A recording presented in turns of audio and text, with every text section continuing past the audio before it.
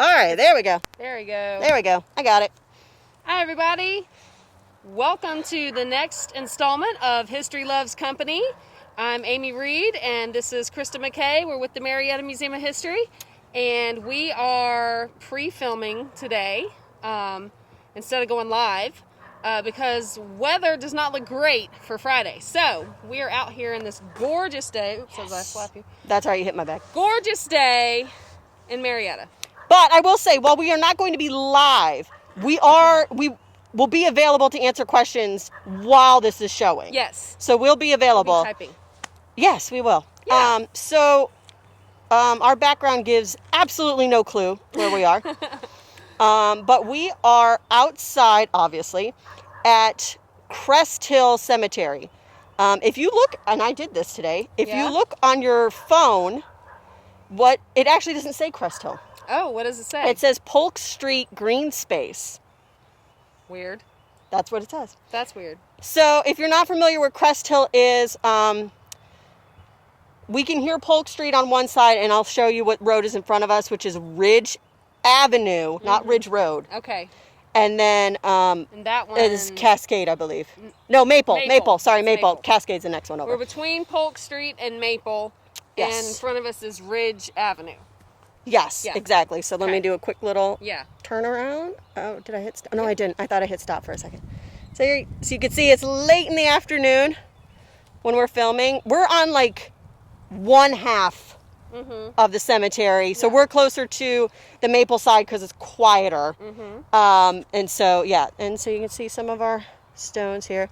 So flip it back to us. Okay, before we get started, we're going to highlight 3 stories, but I will preface we can only find one of the stones. You would think it'd be easier because this is a relatively small cemetery, but because it's not the perpetual care cemetery, it's a little bit harder to locate stones. Yes, we've been looking. I've been out here for like an hour. You've been out here for an hour. I've been out here for half an hour, and I've had my kids looking too. So we have had a hard time finding some of them. But also, it's a smaller cemetery, but there's at least 1,300 grave sites here. So that's a lot to try and find.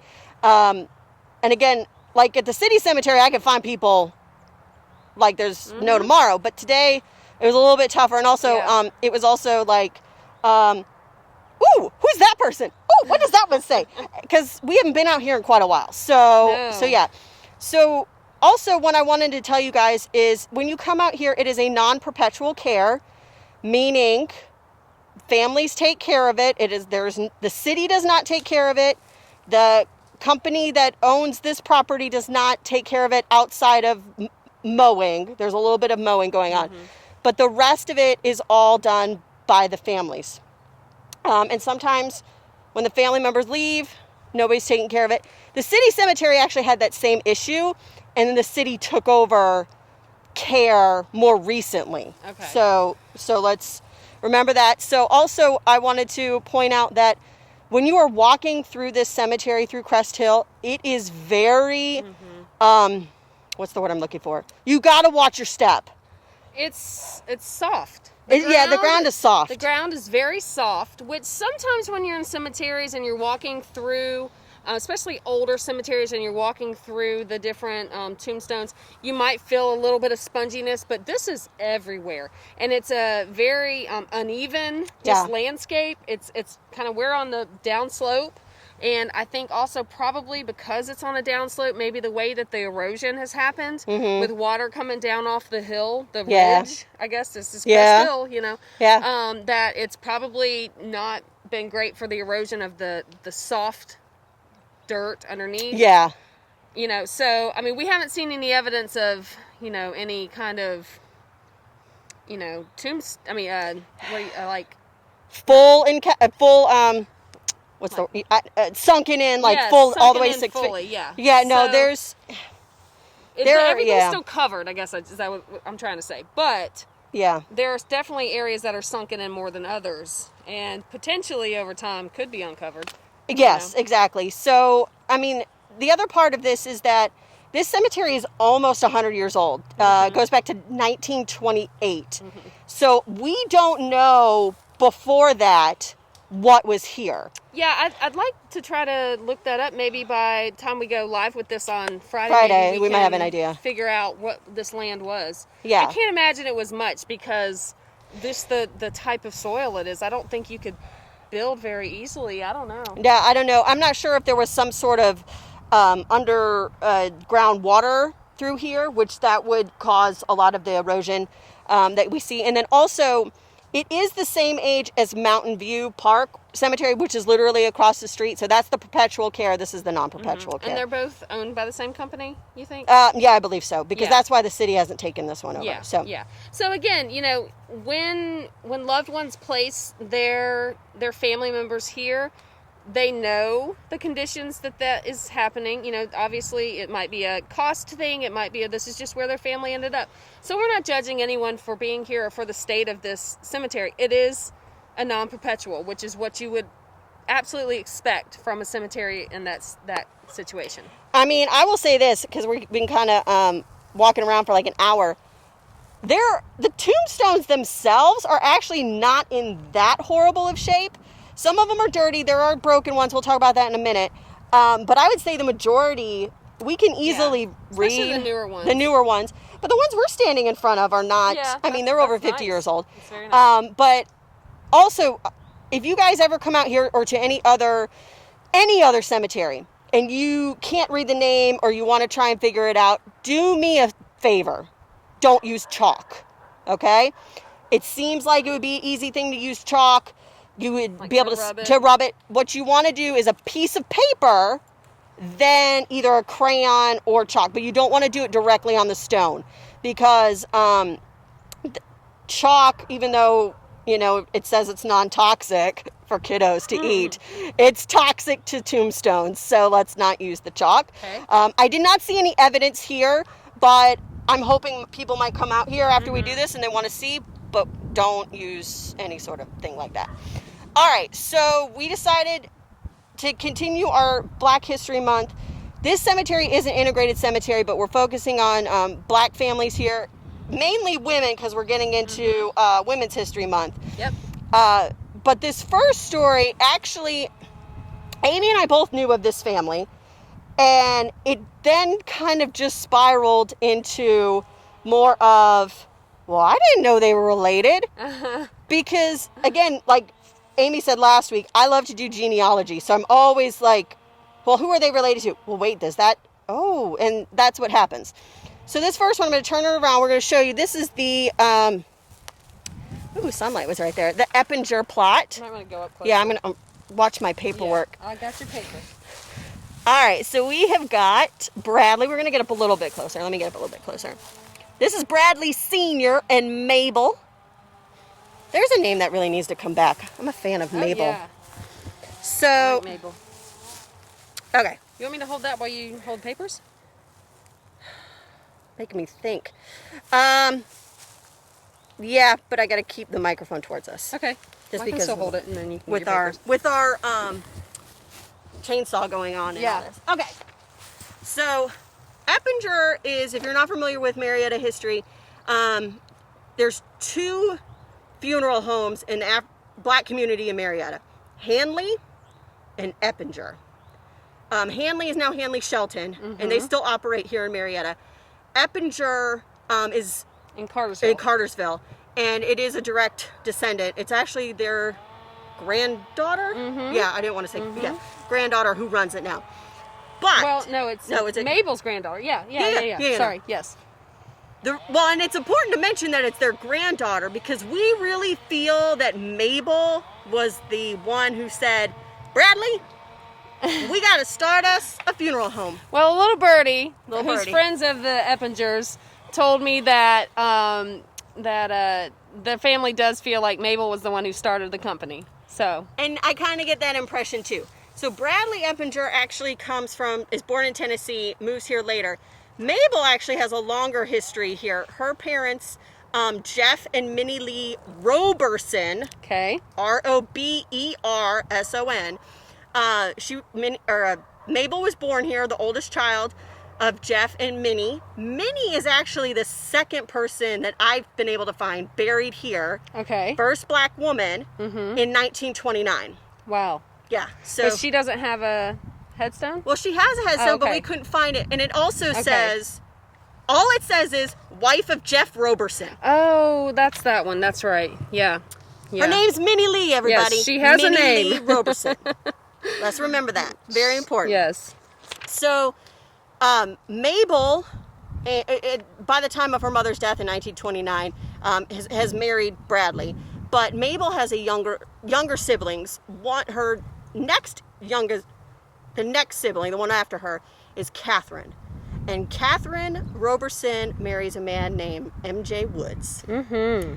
And what's very interesting, and I noticed it today, Amy, and I don't, you probably picked up on it, but we haven't looked recently, is if you want to find African American news in the MDJ before segregation, Catherine is the one that writes a lot of it. Oh, that's right. That's right. She is, yes. She includes things about like the Magnolia Garden Club, which her sister was a member of. So you have this tie. M.J. Woods, if you're not familiar, was longtime educator in Marietta, including Lemon Street. He's the principal of Lemon Street. Yep. So if you're looking at the history of Bradley and Mabel Eppinger, Bradley's background is as a painter. In 1930, we see that 1940, though, or actually, sorry, 1920s, he's a painter. 1930s, he's listed as a janitor for a public school. And then in 1940, he's listed as being employed by his brother-in-law at Lemon Street. Yes. So we're thinking within the Depression, painter jobs aren't that available. 1940, Mabel is listed as a beautician. Mabel then goes later after the war, applies for a permit to build a beauty shop. They live on North Cole Street, if I remember that correctly. Okay. And she ends up building a beauty shop, but I think she knew that she could do more. Well, she was probably the beautician that's what I was going to say. at the funeral home. Yeah, at whatever other funeral homes there were. She probably was. Or I don't know not who, even Hanley. It would have been maybe Hanley. But even if you didn't use if you used the funeral home, but they didn't have a beautician, you know, you say to a friend who can do that, can you do my mama's hair and make sure it looks good? And Mabel's like, well, if I can do this, let's do this. Yeah. So they end up opening the business, I want to say in the early 50s. We'll see if we can get an Eppinger to hop on while we stream this live, or not live, while we stream it on Friday. And today. Maybe she can. I know. Play it today. I'm so confused on the dates. But we'll see if we can get one on here to comment and let us know if we're right or wrong, or what the story is. Mabel ends up dying in 1960, and what was actually very interesting was she was a really prominent member. I know it's hard. Sorry if we're moving back and forth. Our arms aren't strong enough today. Mabel was a prominent. Actually, the Eppingers were prominent members of Cole Street Missionary Baptist, which we talked about a few weeks ago. We went and visited, so if you haven't watched it, go watch that one. She was, I was finding all this stuff about her preaching at other Baptist churches, including Crestview, which was a white church at that point. If you're not familiar where Crestview is, it's on Atlanta Street, across from the city cemetery. It used to be Second Baptist. I think it's called Grace Point now, if I remember that correctly. Yeah, I think so. In 1950, she spoke at the church called How Christian is America, and she talks about, quote, we need to consolidate our efforts of prayer and working together to really make America Christian. She said, Mabel said, all the Negro wants is to be, quote, treated like human beings. That sometimes, quote, our brothers do things that grieve us, and the white race judges us by what some of them do. And I find her words to be very powerful. Absolutely, especially, it's still relevant today. And, she was obviously a civil rights, she would have, supporter and worker. And, she was giving those speeches, I would imagine, to promote civil rights in Marietta. So when was that speech? This was February 22nd, 1950. Yeah. So she ends up dying in 1960. And what ends up happening is, I don't know. I can't decide if it's tragic or if it's kind of beautiful in a way. I can't decide. How she died? How she died. Okay. So she was singing at a service for the Kennesaw Baptist Association.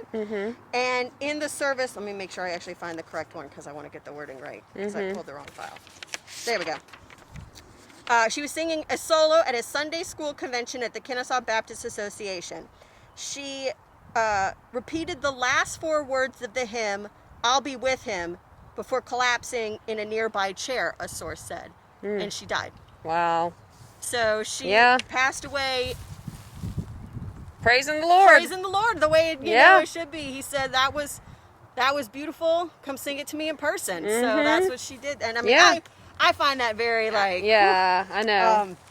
So yeah, and it says later in her other obituary that she was a businesswoman, active in religious and civic activities. By profession, she was a licensed funeral director, very important, being an assistant to her husband. Amy and I were thinking, if she's the brains, 1950s America, whether you're a white woman or a black woman, you couldn't do things without a bank. No, you couldn't get a loan from the bank. You can't even get they didn't have credit cards back then. They had early versions, but you couldn't get those on your own. Everything had to be signed by your husband. Any kind of business dealing. So that's probably what happened. So Bradley Ebinger Sr. continues on, and he lives until 1974. But there they there are. they are. Yep. And it's backwards. when we were walking around here, we'll show you guys a couple of them. There's a lot of stones that say Hanley on them. Great marketing tool. Yes. But they're also, when we just thought Hanley was the only one that did. Eppinger and Sons did it too. There's a few that say Eppinger and Sons. Yeah, that's cool. And they're great little, almost like folk art style stones for sure. So we'll show you a couple in just a few. So let's move on to our other two. Let me put this down. Hold that. Step on my spot. All right. So, let's go with Ernestine next. Okay. Ernestine, all right. Ernestine. So, Ernestine Slade is buried out here somewhere, but unfortunately, we were not able to find her headstone. We'll find her once we stop recording. I know, it'll happen. But it was one that's kind of, it's parallel to the ground. Yeah, it's a flatter stone. And the picture that's in Find a Grave was taken in 2011, and it looked kind of covered up even then. So who knows? It could be completely grown over by now. So hopefully we can find it. But Miss Ernestine, she is someone that actually comes up a lot at work at the museum. Did you meet her? No. Oh, okay. She dies. Oh gosh. Where's my phone? Wasn't it like 2013 or something? I don't know if I have this. But it wasn't. It was while we've been working at the museum. It's not like unless I'm thinking of the daughter. 2002. Oh, okay. So is it the daughter that I'm thinking of then? There's a daughter. She has a daughter named Ernestine. That's maybe one thing. So that made things a little confusing when we were researching her, because sometimes it'd pop up news paper articles about the daughter instead of Ernestine, the mother. But let's talk about Ernestine, the mother. She was born. I've got it. Let me pull it up again. The phone locked on her. It always locks, so my kids don't get in it. So if you get the app, Find a Grave has an app. And so, see if you can see that. It's backwards, I know, but it'll show you. We'll put the link when we're. Yeah. But this is great. You put someone's name in, put the cemetery. It'll tell you, information about them if somebody has inputted it. Yes, that's the key. Is that a word? Inputted? Inputted it, yes. Inputted it. Because Find a Grave is a volunteer crowdsourced platform. That's what it is. Yeah, so if most of these were put into Find a Grave in 2011, somebody really needs to come out here and update it with the post-2011 burials. Yeah. Probably. Or, I don't know if somebody else has done it, but... We didn't mention this before, but I will say this is still an active burial ground. Like, we have seen a couple newer graves here, so... Just an FYI, be careful when you're walking around that too. So, sorry, I'm distracted by my shirtless 4-year-old running around my car. Let's continue filming. Sorry, I had to bring the kids today. So, anyways, all right. Ernestine was born in 1913, May 6th, 1913, and she died January 11, 2002. But what I was saying was we actually bring her up at the museum because when we give a talk about, we have a presentation we do what was it? They weren't all rosies. They weren't all rosies. Cobb County women during World War II. Thank you for that segue for just to have a second. I will be doing that presentation live on Facebook March 8th through the Tim Lee Senior Center over in East Cobb. I'll put a link to that later, but thank you for that. I will be talking about Ernestine. Okay. Yeah, so continue. she is listed in that presentation of women during World War II because she lived here in Marietta. She actually, let me turn this around for just a second so I can see it. She was interviewed in 1992 at KSU. They did an oral history with her. And Dr. Tom Scott and one of his students did the interview.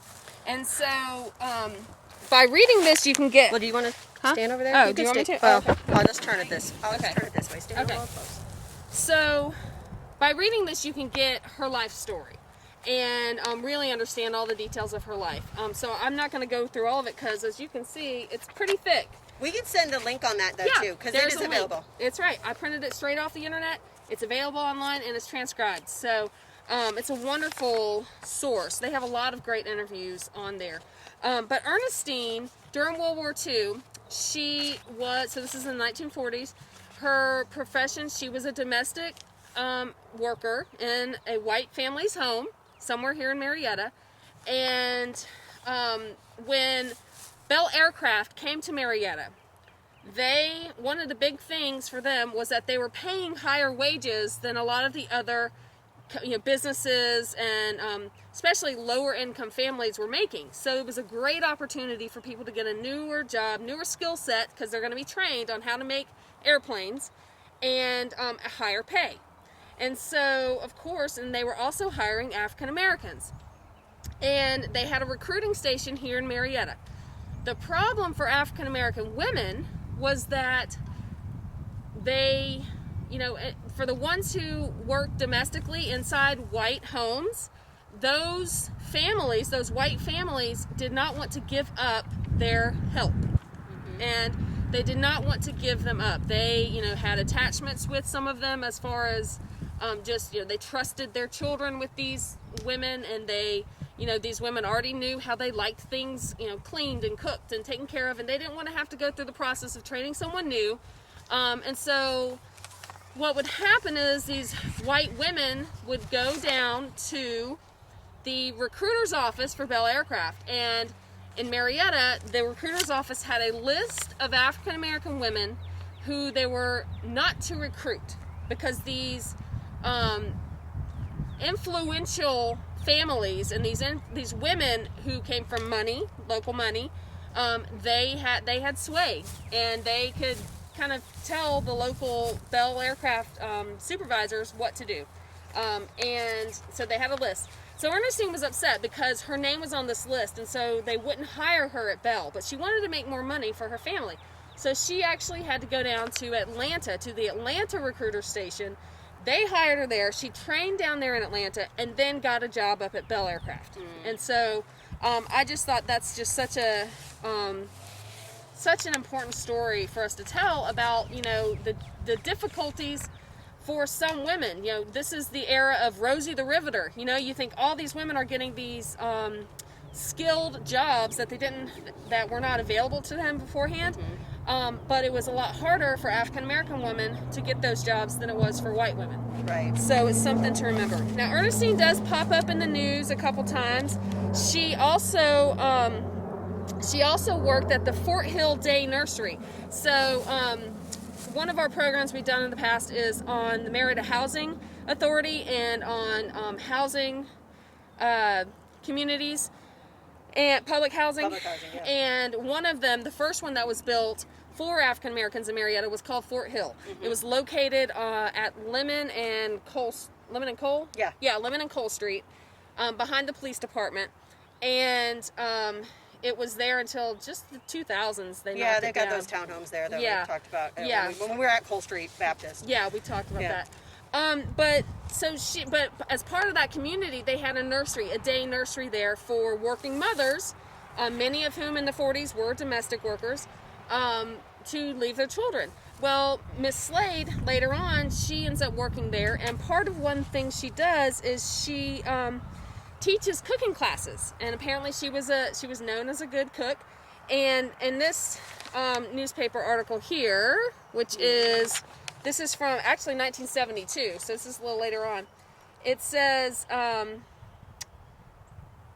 she directed the participants in the Commodity Foods Workshop. The workshops are held to show welfare recipients who receive commodity foods how to use them. Commodity foods are the surplus flour, butter, lard, and sugar, etc. that the government has on hand. They are basic foods, usually not packaged and ready to eat, so it takes a little know-how to use them. The Fort Hill Day Nursery sponsors the workshops for the community and for the parents of the children in the nursery. So she also has a couple of recipes on there in this paper, in this article, but there was another, I can't lick my finger. I know, I was about to say, like, you can't do that. I was going to mention it if you didn't. So, a little later in the MDJ, April 27th, 1986, they are also doing an event at Mount Zion Church where Ernestine was a member. Some sort of a fundraiser with a meal, some sort of a, everyone's bringing a dish kind of like thing. Like a potluck kind of. Yeah, like a potluck. And so the paper, in promoting this, printed some of their recipes that they were going to have on hand. And Ernestine's, I thought, was interesting because the recipe that she submitted, she says her grandmother, born a slave in Clarksville, handed down the recipe to her. She called it syrup bread, but Mrs. Slade calls it syrup cake. It is delicious, buttered when hot, and served with a cold glass of buttermilk. And so the recipe is here, and so we are actually going to post in our comments a link with a picture of this recipe in case anybody wants to make Miss Ernestine's syrup. What kind of syrup? I'm just curious because I never asked you when we... What kind of syrup? Is it like maple? Is it like molasses? I don't know. Cane syrup. Oh, there you go. Yeah. Cane syrup. Yeah, oh, yes, that's right. Oh my gosh, you pour that on some hot biscuits. Please don't. I'm hungry. Oh my gosh, that brings me back to my grandmother. All right, so that is Miss Ernestine. Okay, and I'm going to turn back towards me while you yes. get yourself all together for our last one. Sun's gone down a little bit, so it's a little bit easier to see. Wind's died down as well. Okay, so the way we conquered figuring out who to talk about today is after I printed out 67 pages of the people listed in this cemetery, I said to Amy, okay, I'll take A through K. You get L through Z. And so we picked, and then she gets to the W's and doesn't text me immediately, even though I had left work. She's trying to be nice. But she doesn't text me immediately to say, Hattie Wilson's buried here too. And I was like, Yes, I was very excited. Very excited to, we know about a lot of these women and men too. Over the years we come across names and you get to know their stories and how significant they are in our community, and then to realize where they're buried, it's special. It's there's a special connection that you get with them. So, I thought this was really neat. You want me to stay on this side? I can. please. Yes. Okay. So, Miss Hattie Wilson, one of the members of our Diverse Cobb Advisory Committee is Felicia Taylor Wilson. No. Wilson Taylor, excuse me, thank you. Felicia Y'all Wilson can see me Taylor. shaking my head. I know, Nope, that's not right. I know. Sorry about that, Felicia. Felicia Wilson Taylor. There you and she is fabulous. She's fabulous. She is a strong supporter of preserving our Black history here. She has a great Black history collection herself, and she's done the research and done a lot of the work that we are all appreciative of. So a lot of her research actually, and probably her desire to do that, started with her mother, who was Hattie Gaines Wilson. And Hattie was actually named, and again, she's buried here somewhere, but we don't know where, so I'm hoping someday we can find her. Hattie, it was named in this, when was this published? 1982, I think? Yeah, it's about 40 years ago. Yeah, in 1982 or so, what was it? Cobb's, Cobb wasn't it Marietta? No, it was like the women's. It was a youth group, women's group. Anyways, Yeah. there was a women's group We'll find it. We have the book. We'll post the book. But they found, I think it was 40 women. Was it? No, I think it's more than that. I think it's like 50. Okay, 50. Oh, yeah, maybe 50 women, important women in Cobb County. Yeah. And this is in the early 80s. And, of course, at that time, Hattie was still alive. She dies, I have to pull that up in a minute. 2001. 2001, thanks. Yeah. And so they have, a bio of her. So I wanted to just... We've referenced this book before. Okay, when we've done some other stuff. Yeah, it's a really good reference. It's got a great little history bio of different women, which is nice. So the Fort Hill Library, conceived in 1947 as the first black library in Marietta, is frequently associated with a librarian who began her service 30 years ago, and this is in the 80s, and continues today to offer services in a community where they are of great benefit. Hattie Gaines Wilson has devoted her lifetime to the development of the black community and to the great numbers of children who visit the library daily. Hattie Wilson was born in Hart County, Georgia. After the death of her parents, Sarah and Thomas Gaines, Hattie, an only child, was reared by an aunt and uncle, Annie and Willie Hinton. She came to Marietta in the early 1920s as a young child and lived on Franklin Road. Attending the Lemon Street Elementary School and Lemon Street High School, she graduated in 1933. Her education was continued at Payne College in Augusta for 2 years, and she taught in the secondary schools in Mabelton for about 5 years. I'd love to know where that was. Yeah, we that'd need to be find out interesting. what school that was at. Where to go? She married Emmanuel Wilson, who actually just recently passed away this past year. He was one of the honorary guests for last year's Veterans Day. Yeah, if you caught the PD driving around in our Jeep, Lady Jane, on Veterans Day, on Veterans Day, instead of a parade, they put him in our Jeep, and because he's a World War II veteran, or he was, and drove him around. Yeah, it was really cute. Yeah. So she married him March 20th, 1946, and the couple had 2 children, Felicia and Dwight. Mrs. Wilson wrote insurance until the 1950s. In 1951, she assumed the post of librarian in the Fort Hill Library. And again, this is Fort Hill, the same... Ernestine Slade community? the same community we were just talking about with Ernestine. Okay. Located in the back of the Housing Authority Child Care Center on Cole Street. She was the 3rd librarian following Letty Williams and Ora Lee Black. The library was one of the first to establish a collection of black history during the 1950s, and Mrs. Wilson spent much time securing the books. In 1971, the Fort Hill Library moved to its present location in the old Lemon Street Elementary School building, which is now reopened as a school. It's a, what would you call that? What they're doing with the building? The school system still owns it, and the school system has renovated it and turned it into classrooms for continuing ed. And students that need a little bit more of a quieter place to study, a little bit smaller groups and things like that. Yeah, alternative learning. Thank you. That was the word I was looking for. Alternative learning. Yes. But the Kennesaw State University team up there just installed a new exhibit panel or exhibit panels throughout that building. And outside too. So if you don't go inside, they're outside too. Yeah, outside too. Yeah. So you're right. So of the history of that Lemon Street building. So, but in 1971, that building became the library. The Fort Hill Library moved there.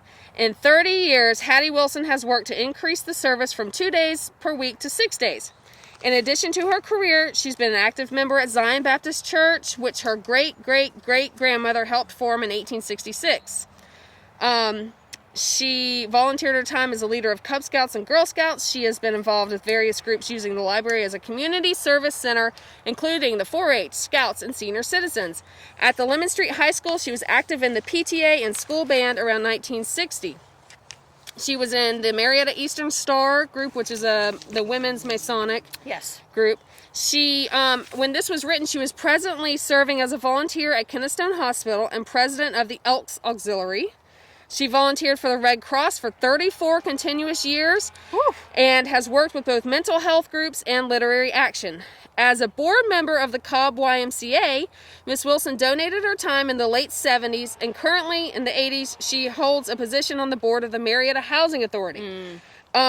And then eventually that library, that was the Fort Hill Library in the Lemon Street School building, Right. was named the Hattie Wilson Library. Gotcha. So they named the library after her. Okay. So she... Did they name it after her death or while she was still living? I think it was while she was still Okay. living. I didn't know the answer to that. Yeah, so I should know that. But she... I found an 1989 article talking about her volunteering. It says, volunteering is a way of life for Hattie Wilson. In 1946, she began a 42-year career as a volunteer with the American Red Cross. As the first black volunteer in the county, she was not always welcomed with open arms. And this is a quote. "When I started, there was no integration," she said. "The hardest thing was trying to stay in without getting thrown out. Some people didn't want to work beside black people. The most difficult thing was staying a lady with some of these people."